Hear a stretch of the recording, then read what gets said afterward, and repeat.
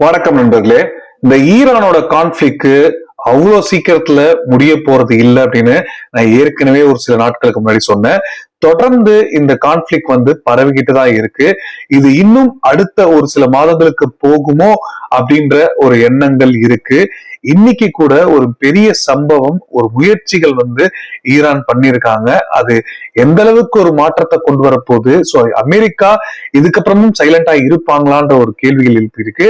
இது மட்டும் இல்ல, இந்த கான்ஃபிளிக் அப்படியே கொஞ்சம் கொஞ்சமா நிறைய இடங்களுக்கு பரவறதுக்கான வாய்ப்புகள் இருக்கு அப்படின்றது நம்ம பார்த்துட்டு இருந்தோம். அதே மாதிரி இந்த சம்பவங்கள் இன்னைக்கு அமைஞ்சிருக்கு அப்படின்றதா நமக்கு தெரியுது. சோ இதுக்கு நடுவுல ரொம்ப முக்கியமான ஒரு சில நகர்வுகள் எடுத்துக்கிட்டு இருக்காங்க இந்தியா, குறிப்பா இந்த எல்என்ஜி சப்ளைக்காக. சோ இதை பத்தி முழுமையான தகவல்கள் இந்த வீடியோல இருக்க போது முடிஞ்ச அளவுக்கு ஸ்கிப் பண்ணாம வீடியோ பாருங்க. நண்பர்கள் சேனல் புதுசா வந்தீங்கன்னா ப்ளீஸ் சப்ஸ்கிரைப் பண்ணி உங்களோட ஆதரவுகளை கொடுங்க. சோ நம்ம ஃபர்ஸ்ட் பார்க்க போற விஷயம் என்ன அப்படின்னு பாத்தீங்கன்னா, பிரதமர் மோடி அவர்கள் ராஜாங்க ரீதியா ஒரு முக்கியமான ஒரு டிப்ளமேட்டிக் கான்வர்சேஷன் கட்டார், ஒமன், அதுக்கப்புறம் பிரான்ஸ், ஜார்டன், ஈரான் நாடுகளோட தலைவர்கிட்ட டைரக்டா போன் பண்ணி பேசியிருக்காரு சொல்லப்படுது. சோ இந்த பேச்சுவார்த்தைகளை குறிப்பா நான் கட்டார் கிட்ட பேசுனதும் அதுவும் ஈரான் கிட்ட பேசுனதும் ரொம்ப முக்கியமான ஒரு காலா நான் பாக்குறேன். அதுவும் கட்டார் கிட்ட இருந்துதான் நம்ம இந்த எல்என்ஜி கேஸ் 40% இந்திய தேவைக்காக வாங்கிட்டு இருக்கோம். இதுக்கு நடுவுல ப்ரொடக்ஷனை இன்க்ரீஸ் பண்ணாலும் அது அந்த அளவுக்கு நமக்கு பலன் அளிக்காது அப்படின்ற விஷயங்கள் சொல்றாங்க.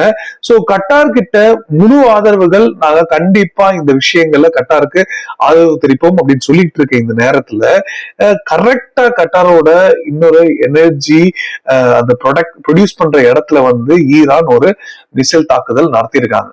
சோ இந்த தாக்குதல்ல இன்னும் கட்டார் மிகப்பெரிய ஒரு அதிருப்தியில இருக்காங்க சொல்லப்படுது.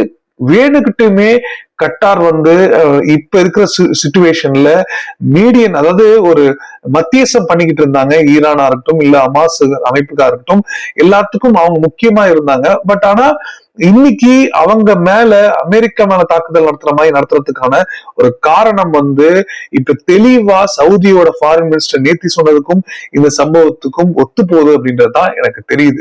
சோ இஸ்லாமிய ரெஜ்மின்னு சொல்லிட்டு இஸ்லாமிய நாடுகள் மேல தாக்குதல் நடத்துறதுக்கான காரணம் என்ன அப்படின்னு ஈரான் தரப்புல இப்ப நீங்க யுஎஸ்க்கு ஆதரவா இருந்தாலே நாங்கள் கண்டிப்பா தாக்குதல் நடத்துவோம் அப்படின்னு சொன்னாங்க. ஆனா கட்டார் தான் மீடியேட் பண்ணிட்டு இருந்தாங்க. இன்னைக்கு அவங்களுக்கே ஒரு மிகப்பெரிய ஒரு நெருக்கடி ஏற்பட்டு அப்படின்றதான் தெரியுது. சோ இருந்தாலும் கட்டார் கிட்ட முக்கியமா இந்த வழியா எடுத்துட்டு வரதுக்கான முயற்சிகளும் மேற்கொள்ளலாம் அப்படின்னு இந்தியாவோட பேச்சுவார்த்தைகளை வச்சாலும் அவங்களோட ப்ரொடக்ஷன்லயே பாதிப்பு ஏற்பட்டதுன்னா கண்டிப்பா அது ஒரு பெரிய டிமாண்ட் கிரியேட் பண்ணும்ன்றதுல எந்த சந்தேகமும் இல்லை. சோ இந்தியா ரூட்டை மாத்தி ஆக வேண்டிய ஒரு கட்டாயம் ஏற்பட்டிருக்கு. சோ இது ஒரு பக்கம். அடுத்தது பாத்தீங்கன்னா இப்ப யூஎஸ் வெய்வர் கொடுத்திருக்காங்க. சோ இந்த வெய்வர் ரஷ்யாவுக்கு மட்டும் கொடுக்கல, ஈரான் கிட்ட இருந்து கூட ஆயில் வாங்கிக்கலாம். சோ ஈரான் கிட்ட இருந்து வாங்குறதுக்கு ஆயில் வாங்கிட்டாங்கன்னா போய் மத்த இடத்துல வாங்க மாட்டாங்க, டிமாண்ட் கிரியேட் ஆகாது அப்படின்றது தெளிவா தெரிஞ்சு. ஏன்னா $90 ஒரு பேரலுக்கு அப்படின்றதே அதிகம் பார்த்துட்டு இருந்தாங்க. இன்னைக்கு $110 $120 போதான். இது $200 ஆக வரைக்கும் நாங்க விடமாட்டோம் அப்படின்னு ஈரான் ஒரே முயற்சியில ஈடுபட்டு இருக்காங்க. சோ இப்படி இருக்கும்போது இப்ப இந்த ஒரு வெய்வர்னால இந்தியா டைரக்டா ஈரான் கிட்ட வாங்குறதுக்கான முடிவுகள் எடுத்திருக்காங்க. இன்னைக்கு இது ரொம்ப லேட்டஸ்டான ஒரு செய்தி. சோ இந்த ஒரு முடிவுகள்னால ஒரு ஸ்ட்ரெஸ் ஏற்பட்டிருக்கு.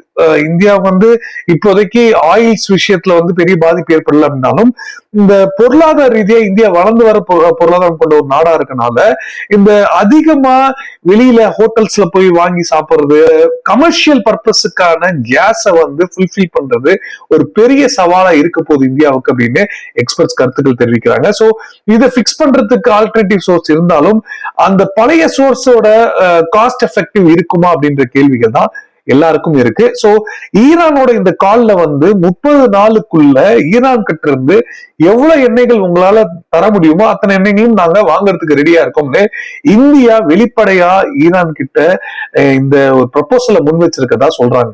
சோ இந்த ப்ரொபோசல் முன் வச்சிருக்கிறதுக்கு முக்கியமான காரணம் என்னன்னா, அந்த ரூட் வழியா இந்தியாவுக்கு ஈஸியா டிரான்சிட் பண்றதுக்கான ஒரு வாய்ப்புகள் கிடைக்கும் அப்படின்ற ஒரு காரணம்னால்தான். சோ அப்படி இந்தியாவுக்கு கிடைக்கும் அப்படின்னு நினைச்சு ஈரான் வருது அப்படின்னு அமெரிக்கா தாக்குதல் நடத்தினாலும் அது நம்ம எப்படி அதை டீல் பண்ணுவாங்கன்றது தெரியாது. பட் ஆனா அதுக்கான ஏதாவது ஒரு வழி வச்சிருப்பாங்க. இப்போதைக்கு இந்தியா அப்ராக்சிமேட்டா மிடில் ஈஸ்ட்ல இருந்து ஒரு 140 170 மில்லியன் பேரல்ஸ் வந்து அந்த வழியா கொண்டு வந்துட்டு இருக்காங்க. சோ அதை சரி செய்யறதுக்கான முயற்சிகள் ஈரானோட மேற்கொள்வாங்களா அப்படின்றதுதான் கேள்வி. சோ 30 நாட்களுக்குள்ள எவ்வளவு எடுத்துட்டு வர முடியும் ஈரான் கிட்ட இருந்து? ஏன்னா இவங்க வந்து ஈரான் மேல அமெரிக்கா எல்லா விதமான சாங்ஷன்ஸ் போட்டதுனால, சோ இதுல இருக்கிற முக்கியமான ஒரு சேலஞ்ச் சவால் என்னன்னா, எப்படி காசை வந்து டிரான்சாக்ட் பண்ண போறாங்க இந்தியா, எந்த பேங்க் மூலமா டிரான்சாக்ட் பண்ண முடியும், இந்த மாதிரியான ஒரு பெரிய சவால் இருக்கு. பேமெண்ட் கிளாரிட்டி தான் இன்னும் தெளிவா முடிவாகல. சோ இதை யோசிக்கிறதுக்குள்ளேயே முடிஞ்சிருச்சுனாலும் வாங்க முடியாது. இது மட்டும் இல்லாம ஷிப்பிங் காஸ்ட் வந்து காஸ்டும் சேஃப்டிக்காக ஒரு முக்கியமான செலவு பண்ண வேண்டிய ஒரு கட்டாயம் இந்தியாவுக்கு ஏற்பட்டிருக்கு. அதுல என்னன்னு பாத்தீங்கன்னா, இப்ப சேஃப் ஷிப்பிங் காரிடார் அப்படின்னு ஒரு கான்செப்டை வந்து ஈரான் கொண்டு வராங்க. சோ இந்த சேஃப் ஷிப்பிங் காரிடார்னால 2 மில்லியன் பெர் டேங்க்கு வந்து நீங்க கொடுத்தீங்கன்னா சேஃபா கொண்டு போய் நீங்க எடுத்துட்டு போலாம்ன்ற மாதிரி ஒரு கான்செப்ட் கொண்டு வராங்க. ஏன்னா அவங்களும் போர்ல இருக்காங்க, அவங்களுக்கும் காசு தேவைப்படுது அப்படின்ற ஒரு காரணத்தினால $2 மில்லியன் பெர் டேங்க் அப்படின்னு இப்ப ஒரு அமௌண்ட் வந்து பிக்ஸ் பண்ணிருக்காங்க. சோ இதுவும் காஸ்ட் வந்து இந்தியாவுக்கு அதிகரிக்குது. சோ இந்த 2 விஷயங்களை இப்ப இந்தியா கொஞ்சம் குழம்பி இருக்காங்க. அது மட்டும் இல்லாம மோடி அவர்கள் நேரடியாகவும் இதை சொல்லியிருக்காங்க. இந்த மரிடைம் ரிஸ்க் வந்து எந்த அளவுக்கு இருக்கு, எப்படி பல நாடுகளுக்கும் நியூட்ரலா இருக்க நாடுகளுக்கும் பாதிப்பு ஏற்படுது அப்படின்றத எக்ஸ்பிளைன் பண்ணி சொல்லியிருக்காங்க. இது மட்டும் இல்லாம இந்தியன் ஷிப்ஸுக்கு சேஃபர் பேசேஜ் வேணும் அப்படின்றதுக்கான ஒரு கோரிக்கைகளும் அந்த ரீஜன்ல வேணும்ன்றதுக்கான கோரிக்கைகளும் வச்சிருக்காங்க அப்படின்றது நமக்கு தெரியுது. சோ இது எப்படி டீல் ஆகும் அப்படின்றத நம்ம பொறுத்து தான் பார்க்கணும். இந்த பக்கம் இப்படி நடந்துகிட்டு இருக்கு, இன்னொரு பக்கம் அமெரிக்கா ஒரு மிகப்பெரிய ஒரு சம்பவத்தை வந்து சந்திச்சிருக்காங்க. குறிப்பா நாங்க வந்து இந்த இடத்துல இந்த பிராந்தியத்துலதான் வந்து மிசைல் தாக்குதல் நடத்திட்டு இருக்கோம் அப்படின்னு சொல்லிக்கிட்டு இருந்தாங்க ஈரானு. ஆனா இப்ப யுஎஸும் யூகேவும் பகிர்ந்து வச்சிருக்க மிலிட்டரி பேஸ் மேல, குறிப்பா டியாகோ கார்சியா இந்தியன் ஓஷன்ல இருக்க டியாகோ கார்சியா பேஸ்ல ஒரு பெரிய ஒரு மிசைல் அட்டாக் வந்து லான்ச் பண்ணிருக்காங்க ஈரான். சோ இந்த மிசைல் பாத்தீங்கன்னா inter range ballistic missile. So இந்த மிசைல் வந்து அங்கிருந்து அவ்வளோ ரேஞ்சுக்கு தாக்கக்கூடிய ஒரு எண்ணம் வந்துருச்சா ஈரானுக்கு அப்படின்ற ஒரு கேள்விகள் முதல்ல எழுது. சோ பிபிசியும் வால் ஸ்ட்ரீட் ஜேர்னலும் வந்து என்ன ஆக்சுவலா சொல்றாங்க அப்படின்னு பாத்தீங்கன்னா, அவங்க மிசைல் லான்ச் பண்ணது உண்மைதான், ஆனா அந்த மிசைல் வந்து மிட் பிளைட்லயே அது ஃபெயில் ஆயிடுச்சு அப்படின்ற விஷயங்கள் சொல்றாங்க. அதுவும் இல்லாம ஒன்னு ஃபெயில் ஆயிடுச்சு, இன்னொன்னு பாத்தீங்கன்னா யுஎஸ் நேவியோட SM-3 இன்டர்செப்டர் வந்து அது அழகா இன்டர்செப்ட் பண்ணிடுச்சு அப்படின்ற விஷயங்களை வந்து தெரிவிச்சிருக்காங்க. சோ டிஸ்டன்ஸ் அண்ட் ரேஞ்ச் இதுல முக்கியமான ஒரு பங்கு இருக்கு. ஏன்னா டியாகோ கார்சியா வந்து அப்ராக்சிமேட்டா 4000 கிலோமீட்டர் ஈரான்ல இருந்து இருக்கும். ஆனா இந்த ஒரு விஷயங்கள்ல வந்து ஈரான் டெரிட்டரியில இருந்து இவ்வளவு தூரம் இருக்கும்போது அவங்களோட மிசைல் 2000 கிலோமீட்டர் ரேஞ்ச் இருக்கக்கூடிய இந்த பாலிஸ்டிக் மிசைல் வந்து எப்படி 4000 ரேஞ்சு இருக்கக்கூடிய இடத்துல வந்து தாக்கியிருக்காங்கன்ற ஒரு கேள்விகள் எழுது. ஆனா அப்ப அவங்க கிட்ட இருக்கிற ரேஞ்ச் வந்து அதிகமான ரேஞ்சை வந்து பயன்படுத்தி இருக்காங்க அப்படின்ற விஷயங்கள் சொல்லுது. சோ தியரட்டிக்கலி பாத்தீங்கன்னா அவங்களால யூரோப்பை கூட தாக்க முடியும். ஓகேங்களா? சோ இததான் வந்து நமக்கு இது காட்டுது.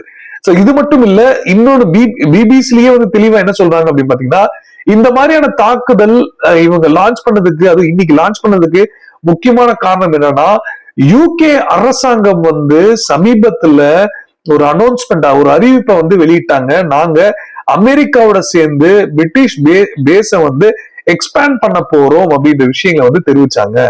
கரெக்டா இந்த அறிவிப்பு வந்த உடனேதான் இந்த ஒரு தாக்குதலை வந்து ஈரான் பண்ணிருக்காங்க அப்படின்ற விஷயங்கள் தெரிவிக்கிறாங்க. சோ இப்போதைக்கு ஸ்பெசிஃபியா இந்த ஒரு முடிவுகள் பிரிட்டன் எடுத்ததுக்கான ஒரு முக்கியமான காரணம் எதுக்குன்னா, இந்த ஸ்டேட் ஆஃப் ஹார்முஸ்ல வந்து இந்த பேஸ்ல இருந்து அமெரிக்காவால ஈரானை கட்டுப்படுத்தணும். இந்த ஸ்டேட் ஆஃப் ஹார்முஸ்ல அவங்க தாக்கணும் நினைச்சது எல்லாத்தையும் இவங்க வந்து தடுக்கணும், இன்டர்செப்ட் பண்ணணும், அவங்களோட மிரட்டலை வந்து ஒடுக்கணும் அப்படின்றதுக்கான ஒரு வேலைகளுக்காக தான் பிரிட்டன் வந்து இந்த அக்ரிமெண்ட் அமெரிக்காவோட ஒன்றிணைஞ்சு போட்டிருக்காங்க, எக்ஸ்பேண்ட் பண்ணிருக்காங்க. சோ இதனாலதான் இவங்க இந்த தாக்குதல் நடத்தணும்ன்ற முயற்சிகள் பண்றாங்க. சோ எது எப்படியோ நான் சொன்ன மாதிரி ஆரம்பத்துல கொஞ்சம் கொஞ்சமா இந்த கான்ஃபிளிக்ட் பரவ தொடங்குது. சோ இந்தியன் ஓஷன் வரைக்கும் வந்தாச்சு. சோ இந்தியன் ஓஷன்ல இந்த டென்ஷன் இருக்கிறது அப்படின்றது ஒரு சாதாரண விஷயமா கடந்து போக முடியாது. இந்தியன் நேவியும் மிகப்பெரிய ஒரு அலர்ட்டை வந்து வச்சுக்கிட்டு இருக்க வேண்டியதா இருக்கு. ஏன்னா யுஎஸ் ஈரான் மேல தாக்குதலா இருக்கட்டும், அதுக்கப்புறம் நடக்கிற இந்த வரிசையா ஈரானோட பதில் தாக்குதல் கொஞ்சம் கொஞ்சமா இப்ப இது பரவ தொடங்கி இருக்கு அப்படின்றதுதான் நமக்கு தெரியுது. சோ பார்டர் கான்ஃபிளிக்ட பொறுத்தளவு இது வந்து ஒரு மிகப்பெரிய ஒரு எஸ்கலேஷனா வந்து எக்ஸ்பர்ட்ஸ் பாக்குறாங்க. இந்த ஸ்ப்ரெட் வந்து பயன்படுத்திக்கிறதுக்கு சைனா போன்ற நாடுகள் பயன்படுத்திக்கிறதுக்கான வாய்ப்புகளும் இருக்கு அப்படின்னு தெரிவிக்கிறாங்க. சோ இதுதான் இன்னைக்கு முக்கியமா சொல்லணும்னு நினைச்சேன். இந்த நேரத்துல சைனா வந்து இன்னொரு முக்கியமான ஒரு விஷயத்த, அதுவும் இந்தியாவோட டைஸ வந்து ரீசெட் பண்ணணும், அந்த அந்த நோக்கத்துல வந்து இப்போ ஒரு அப்ரிசியேஷன் பண்ண மாதிரி புதுசா இந்தியா வந்து அதாவது சைனாவுக்கான தூதரை வந்து அறிவிச்சிருக்காங்க. விக்ரம் துரைசாமி தான் வந்து தூதரா இருக்க போறாரு.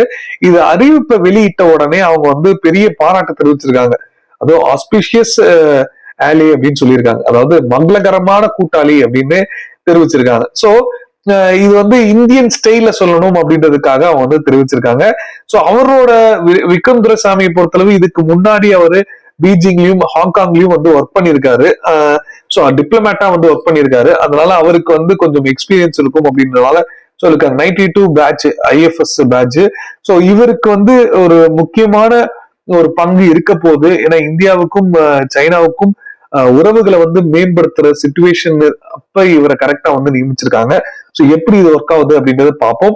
சோ இன்னைக்கு இதோட நம்ம இந்த வீடியோவை நிறைவு செஞ்சுப்போம். சோ உங்களுக்கு இந்த தகவல் பிடிச்சிருக்கும்னு நம்புறேன். உங்களுக்கு பிடிச்சதுன்னா நீங்களும் நண்பர்கிட்ட ஷேர் பண்ணுங்க. உங்களுக்கு வேற ஏதாவது கருத்துக்கள் இருந்தாலும், நீங்க ஏதாவது சொல்லணும்னு நினைச்சாலோ எந்த ஒரு தயக்கமும் வேண்டாம், தாராளமா கீழே கமெண்ட்ல சொல்லுங்க. இல்ல டைரக்டா மெசேஜ் பண்ணுங்க.